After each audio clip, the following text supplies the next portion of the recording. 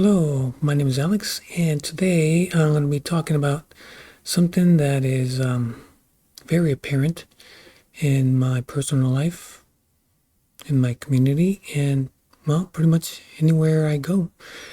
Why might that be? That's because it involves us, it involves people, and within that, there's a lot of complexity when it comes to human behavior and our reactions. So, where can I get started? Well, it's hard to pick a place to start, but I have to start somewhere. So I'll mention something that I brought up before as far as perception. A lot goes better and when I say we, when we're talking about people, communications, relationship, usually involves more than one person. So things go better when we together have a more accurate perception of reality, because there is such thing as distortions, and even though that sounds harsh, we don't know all there is to ourselves and to others and what transpires. So we seldom have all the information, but we're making choices and making judgments daily, and some of it affects our relationships more than others, in the small and larger aspect of our lives, to the point where things can get problematic.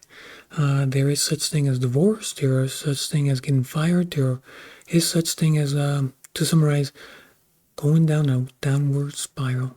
And sometimes when we're there, we can even get stuck. So, but so many places to go with that. So I think it's best to bring up this notion that it's a lot easier to prevent it than to treat it, and usually with less side effects and whatnot. So, but how to prevent it, that is a huge question that I don't think I can answer. I can just offer you my opinions, and this is for entertainment purposes only, so do not take this to heart. This is not therapy. If you need a therapist, see a therapist. This is for entertainment purposes only. So, relationships, work, coexisting with other people. I'm a parent, so kids, trying to raise them to the point where, to what end, right? End goals that they are prudent, independent, healthy, flexible, and they can maneuver through life in a godly way, right? To summarize. Now that's easier said than done. So, where should I get started? Well, perceptions, frustrations, arguments, fights, getting upset. Yes, it involves perception, lack of communication sometimes, and misunderstandings. And there's also emotions, right? Because when you're frustrated or when you feel like you're being misunderstood, you're going to be angry, right? Sometimes you're stuck in, maybe it's despair, maybe it's anxiety, anguish. These are not easy emotions to be able to maneuver with, carrying that type of weight around. So it's easy to react in a way that harms us. And so there I pose the first notion that instead of reacting, we reflect. For what purpose? Well, maybe to react in a different way. Hopefully we react in a way that we haven't been doing, so we break our habit. And for what it's worth, most people say you cannot break habits. We're creatures of habits, so since we cannot break a bad habit, the best thing we can do is substitute it for something that is healthier. So next time I'm in an argument, or what it seems to be heading that way, right? Conversation turns to a difference of opinion. I start reflecting instead of just lashing out. And choose a different path than the one that I've been used to, right? If I want to avoid the conversation that I dare to have where I lashed out because I was angry and I said the wrong things, and even worse, did the wrong things, right? So anger is powerful, and it can always makes us react in a negative way that ends up hurting ourselves and others. So if you ever lost your job because you lashed out at your boss when all they were trying to do is give you constructive criticism, on reflection, I was like, don't want to do that again, right? To get back up and running took some time, and there was a lot of pain and suffering in the meantime. So again, perception versus distortion, as far as accuracy, reality testing. Now, we're not going to know all the ins and outs. And part of that is understanding where the person that is talking to us is coming from. And second part is where we are coming from. Because sometimes we, dare I say, we don't know ourselves as much as we think we do. There is I'm going to use this phrase, and it might cause me to go on a rabbit trail, but I'll try to stay on point. So the phrase is blame game. There is such thing as the blame game, and there's such thing as where we react harshly and we justify our wrongdoings as if to imply that we are perfect. We have always been perfect. We will always be perfect. And if something is going awry, it can never be me. I play no part in this misunderstanding, frustration, argument, whatever, or the past. And so the blame game, it's like we run that algorithm, and it is never healthy, never, as far as the growth mindset, it never builds, and it just destroys. From the Christian perspective, it is not imitating Christ, it's just ignoring, running the algorithm of the flesh, right? Those that love the flesh cannot serve the spirit. On and on, right? That battle. So anyways, the blame game. So do we know ourselves? Do we take accountability of our contribution to the disagreement, misunderstanding, or whatever was done, in order to mitigate the future happenstance, right? To grow, to get better. After all, a partnership, we should both aspire at the same thing, and that's to have a better relationship, right? Trying to build. That's why you never see water running uphill. It always runs downhill.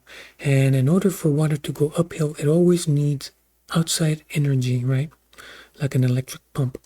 And then back in ancient days, I think it was the Roman aqueducts or whatever, So anyways, doing the right thing is the thing we want to do least because it takes effort.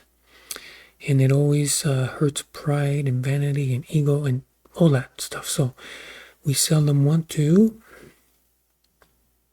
have the right perception. That's why we contain. That's why we gravitate to a lot of distortions as us. And that's why we never get rid of those faulty perceptions of what reality is. Because we never want to do the hard thing and criticize ourselves to see where am I at, what am I lacking, how much further before I carry my own weight, before I, what I mean. So there's a lot of things I can say, but I will end up going on a rabbit trail. But I want to stay on point. So when it comes to faulty perceptions, blame game, relationships, and dealing with difficult emotions and regulating those difficult emotions and having more accurate reality testing for a better locus of control, all that kind of stuff. So in order to build a better relationship or to save the relationship, well, I know that this might sound harsh, but we have to start acquiring more of the philosophical, and I'm not going to go into philosophy, more like street philosophy of realism, and acknowledging pessimism and acknowledging optimism. And I know I've said this before, but because I don't want to spend too much time on that, but I said before that too much pessimism is not healthy, pessimism not healthy, too much optimism not healthy.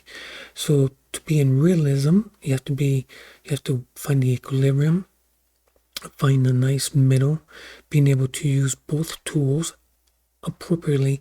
And so the metaphor, to keep the metaphor going as far as building versus destroying, constructing, right? So healthy versus unhealthy.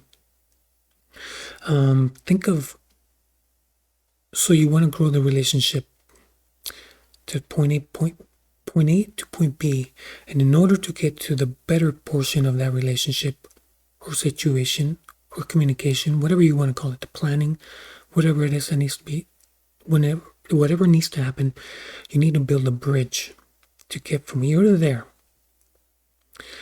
And you need pessimism, but just the right amount to build that bridge, and to build a bridge that can be used realistically with all the tension that life brings, right?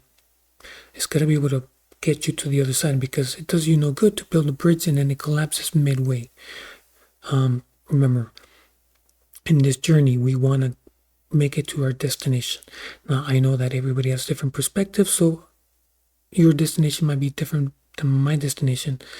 I'm a Christian, so obviously I run my algorithm through that notion that the Christian perspective, and that's my goal, to keep the eye on the prize. So that's the kind of bridge I want to build.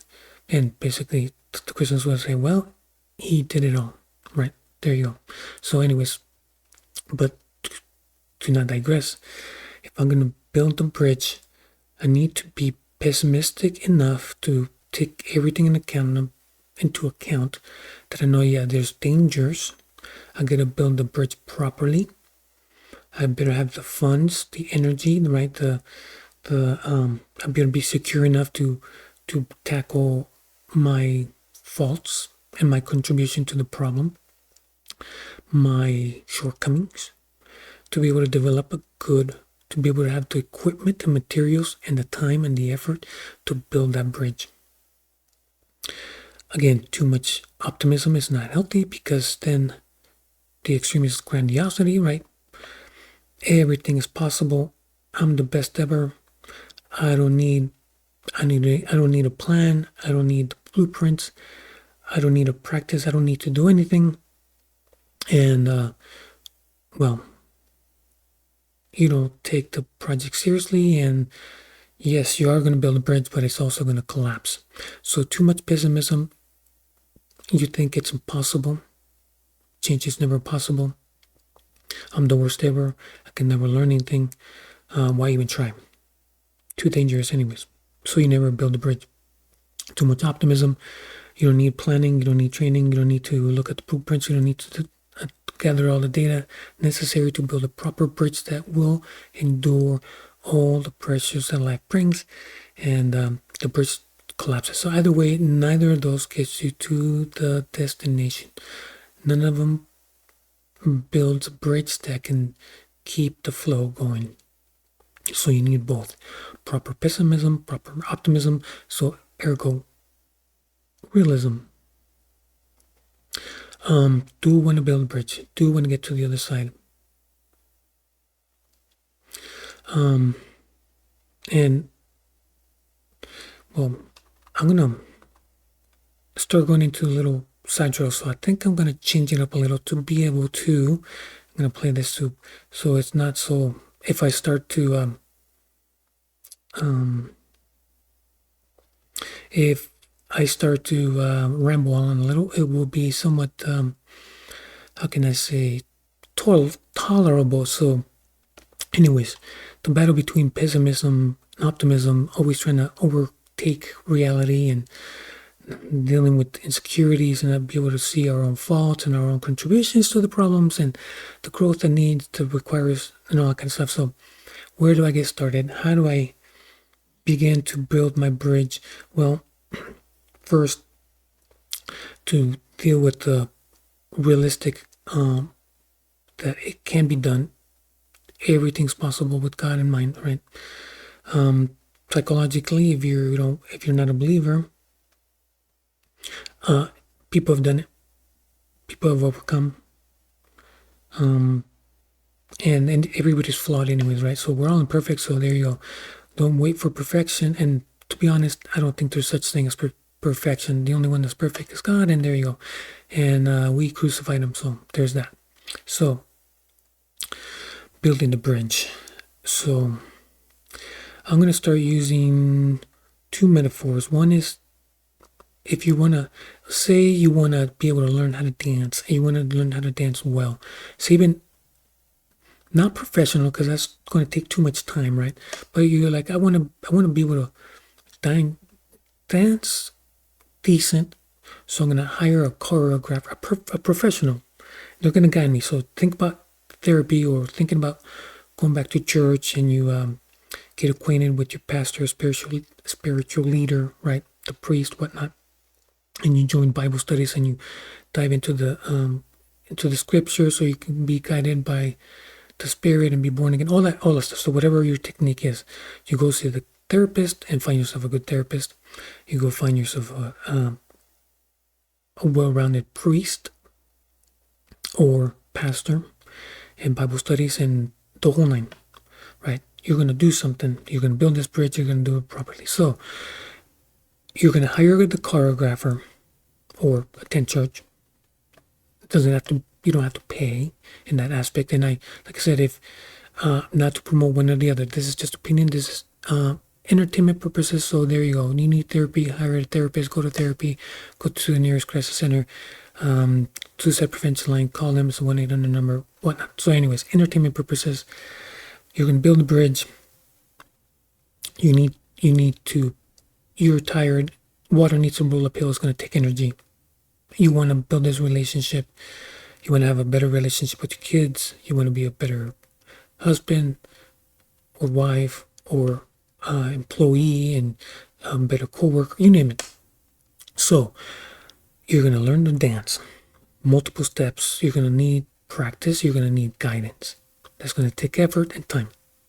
The other metaphor is, if you don't like the dance metaphor, there's a team. Yes, it's going to be a team. You're going to, let's say you're going to try out for the basketball team, or you're going to try out for the football team, or you're going to try out for the volleyball team if you're a gal, or something like that, right? You get the gist. So you're going to do something about it, right? And, well, you need to be receptive enough, with enough pessimism, to know that it's not going to be easy. You do need to show up to practice. You do need to listen to the coach's advice, and they will point out your flaws. They will point out your, like your left-handed dribble is terrible. You need more time off the court to practice at home. Practice your left-handed, so that you will be a better player. Remember, that advice is not to destroy you, but to make you a better player, right? So, if you're too optimistic, if you're too grandiose, you're not gonna think you need practice, because I'm the best player ever. I've never even made the high school team, and yet I'm gonna go play for the NBA, right? I don't need to practice. I don't need to listen to the coach. I don't need to know the plays, right? You name it. So too much optimism, not good. Too much pessimism, not good. You need a nice, good dose of realism, and you need to be able to understand that we are not perfect. Too human is to error. We do need to grow each and every day. The only one that was perfect is God. In the beginning was the Word, and the Word was with God, and the Word was God, and the Word became flesh, and Jesus was perfect, and we crucified him. So there's that. So no one's perfect, right? Regular person is not perfect, We do need guidance. We do need to accept the fact that we need help. We can get better. We can grow. And the frustrations we feel so I feel upset. That frustration is mine. I better own it. In my anger, I own it. I better do what I can and reflect so that I don't lash out, because those are going to be my actions. It doesn't matter what was said, what was implied. It doesn't matter what the instructions are. It doesn't matter what it is. It doesn't matter. My emotions are my responsibility, and they should not overpower me.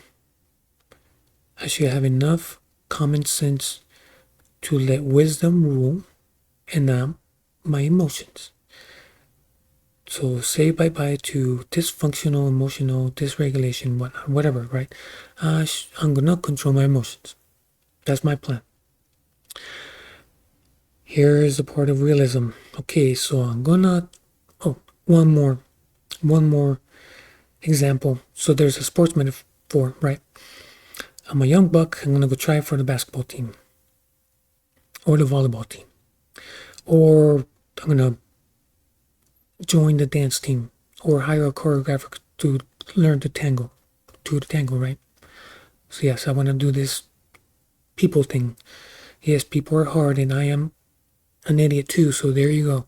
So yes, I need help, and that way we can have better relationships. So the third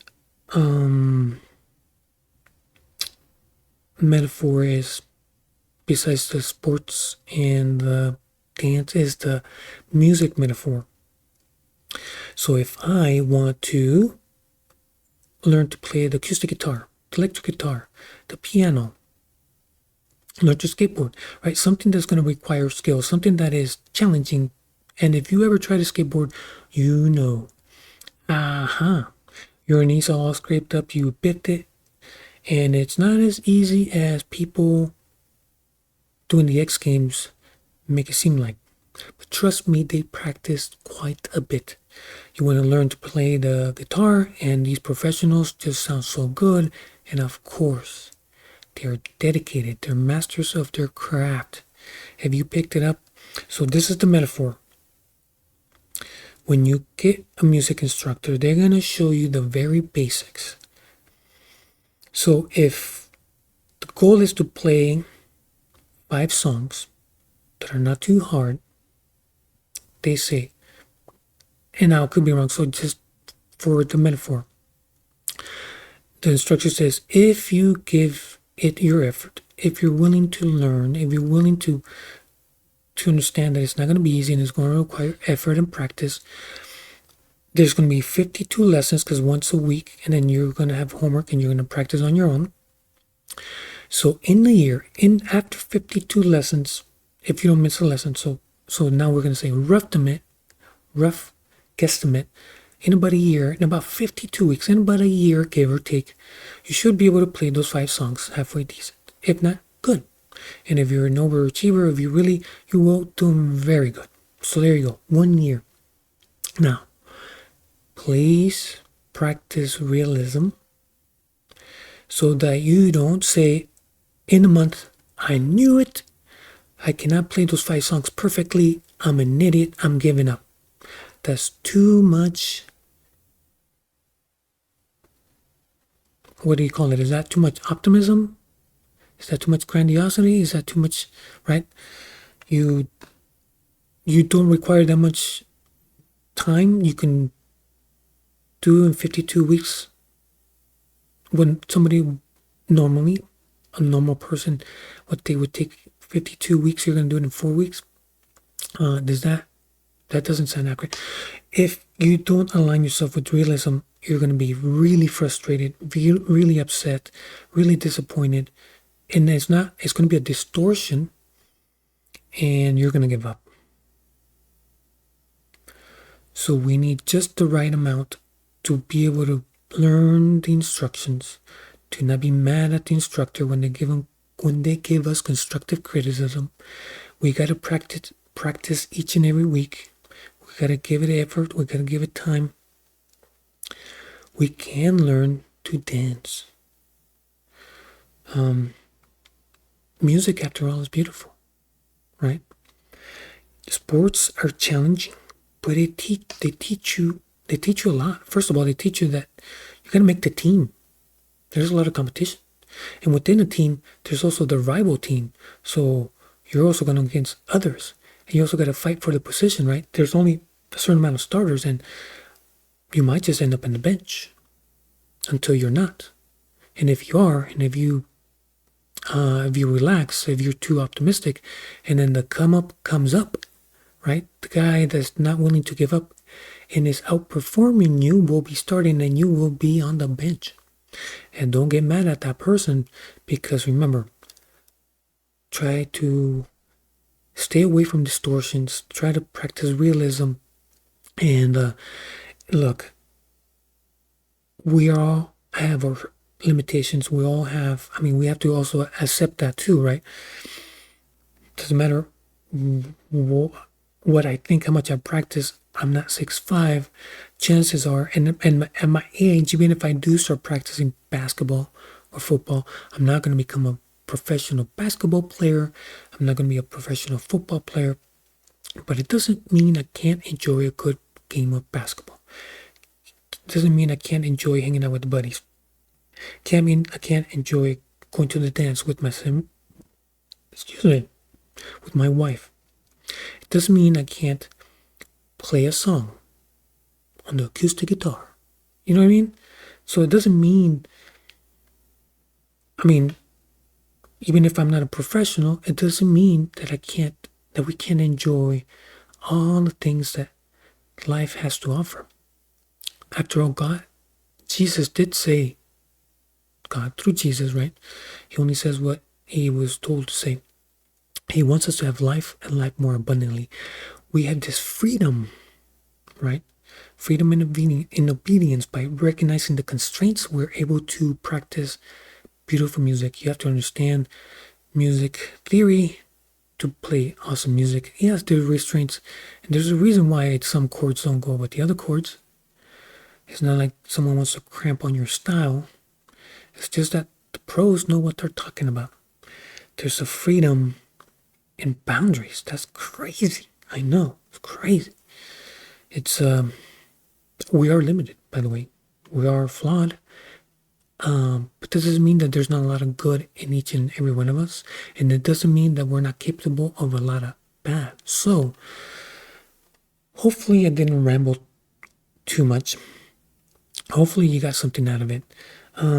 There's so much more I want to say. And I've written some other stuff down. And I just noticed that it goes on. And I think that it's too wordy, and I don't know. Because it really is, there's so many nuances and so many rabbit trails when I start writing. It's like, oh, this leads to that, and that, and then this and that. And it's too long. And so I decided just to do this, to not make it too long, but hopefully that it's something that could be digestible. Hopefully I didn't ramble on too much. Hopefully I didn't go on too many tangents. And hopefully I'm communicating halfway decent. I know I got got room to grow. I am trying to build my bridge. As a husband, as a father, as a co-worker, as a person, you name it. So, anyways, the handle is De Sol a Sol, and I'm Alex Luna. So say hi. Nobody ever gives it. Well, I don't think that many people see these videos anyway. So if you do happen to catch this, and if you made it this far, well, I guess now I can say give it a like, share it if you dare, if you're that bold. Until next time, all right, see ya.